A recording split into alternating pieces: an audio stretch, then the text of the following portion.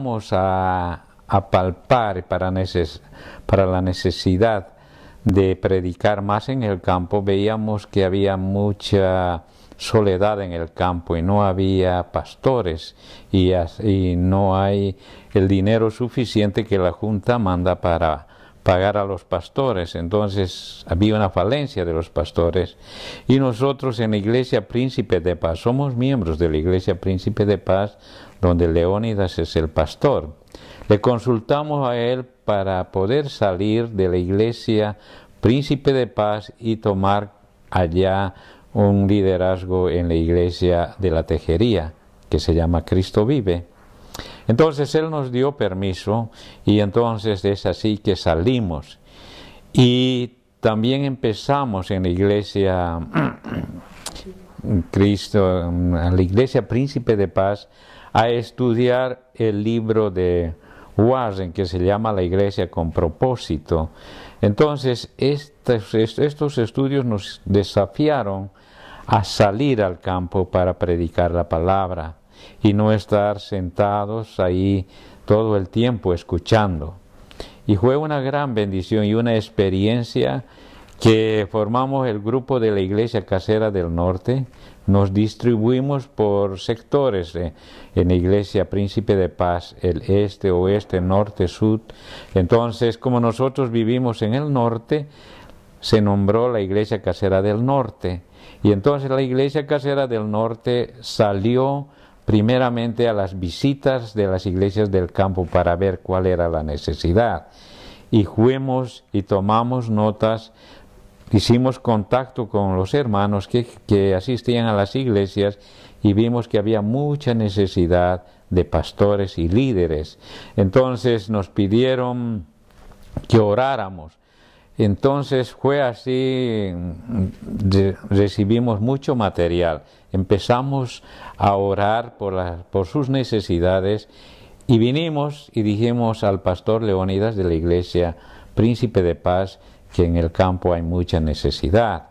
Entonces que nosotros, las iglesias caseras, que estamos aquí distribuidos en la iglesia, podríamos adoptar a una iglesia del campo e ir y apoyarles. Entonces fue de mucha bendición y aceptaron. Entonces nos distribuimos las iglesias. Y a nosotros nos tocó la iglesia de la Tejería, porque hablan quechua y yo hablo quechua y era una iglesia bastante pobre, pero tenían el espíritu bastante grande y nos confrontaron prácticamente a nosotros por su forma de alabar, por su forma de testificar en sus vidas el Evangelio, y nosotros quedamos anonadados de ese testimonio, que eso nos llevó prácticamente a apoyarlos a ellos. Entonces la Iglesia Cristo Vive nos enseñó verdaderamente cómo se debe adorar a Dios. Y ellos tenían una chocita y alababan ahí. Y cada que nosotros íbamos, esa chocita parecería que se iba a venir sobre nosotros cuando hacía el viento y temblaba y nosotros ahí adentro, entonces muy asustados, pero ellos no tenían miedo y adoraban y alababan y era algo impactante en nuestras vidas.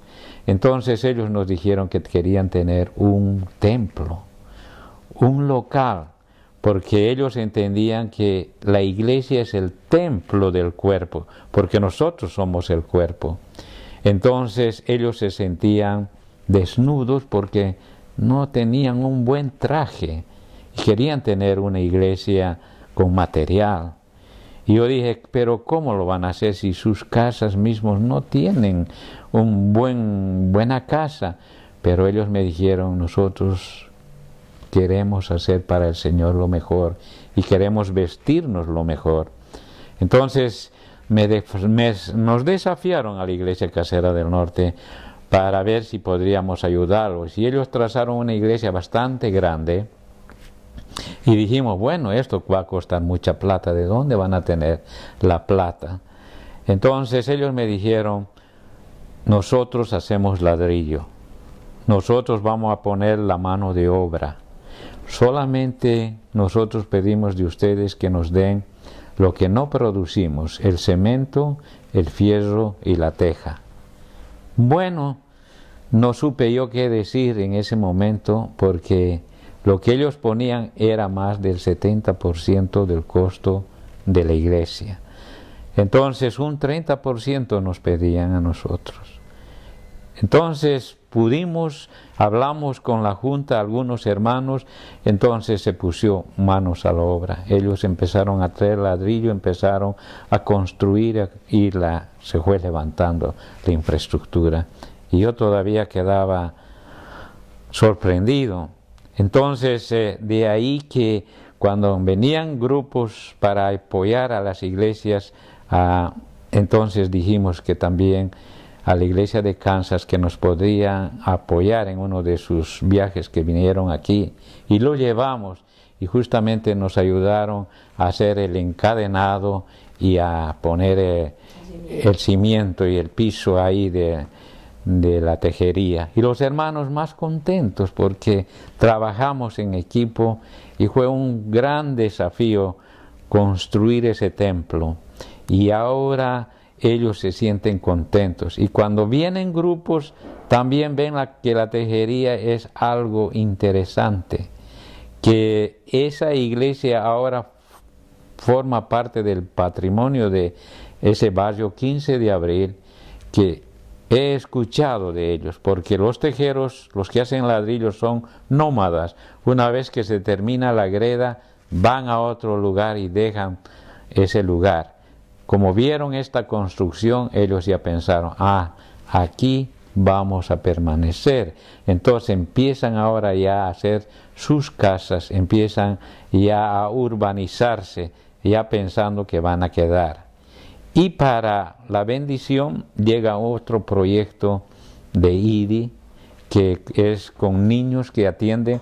Entonces la gente ya está más contenta porque hay apoyo para sus hijos y también apoyo ético, moral. En la iglesia La Tejería se ha abierto una biblioteca, se ha abierto una sala de cómputo, se está enseñando a los niños y a los padres. Entonces ese barrio va desarrollándose. Entonces la iglesia ha crecido de 8 personas que habían, a la fecha que vamos nosotros como 3 años siguiendo este proceso, ya alcanzamos casi a 70 personas. Entonces el moverse del Espíritu Santo ha sido tremendo y nos ha desafiado prácticamente a nosotros a confiar en Dios. Porque yo entiendo también y he leído en la palabra que es mejor confiar en Dios que en los hombres. Entonces ellos me enseñaron a tener esa fe, esa certeza y esa seguridad. Y ahora con esa fe, con esa seguridad, ellos han decidido también ya no ser empleados de los patrones que tienen la propiedad de las canchas de ladrillo. Ellos decidieron ser también empresarios. Y ahora la iglesia de La Tejería está apoyando a través de Timoteo para hacer unas ladrillerías. Y ahora a unos 500 metros de la iglesia se ha formado ese barrio que nosotros lo hemos llamado ladrillería Harper, porque Timoteo nos regaló las gorras y aquí también tengo en la camisa que dice Harper. Entonces nosotros acomodamos y dijimos que Harper entonces va a ser haciendo arcilla refinada para el Rey de Reyes. Entonces esa es la definición de Harper allá en La Tejería.